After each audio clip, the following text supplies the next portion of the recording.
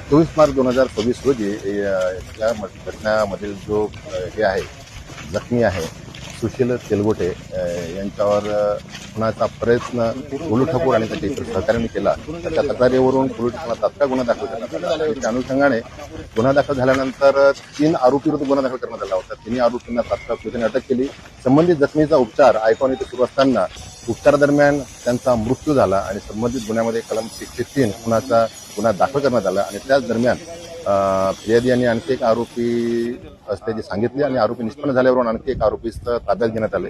दोन्ही आरोपींचा 2 वेळा PCR घेण्यात आलेला आहे आणि आज घटनेला संबंधित आरोपींनी कशा प्रकारे स्वरूप दिले त्याचा एक सीन रिक्रिएशन 4ही आरोपींनी प्रत्येकाने कशी भूमिका त्यामध्ये निभावली त्या अनुषंगाने पूर्ण माहिती घेण्यात आली आहे. घटनास्थळाची पाहणी करण्यात आली आहे आणि संपूर्ण घटनेचा सीन रिक्रिएशन करून पंचनामा करून पुढील कारवाई सुरू आहे.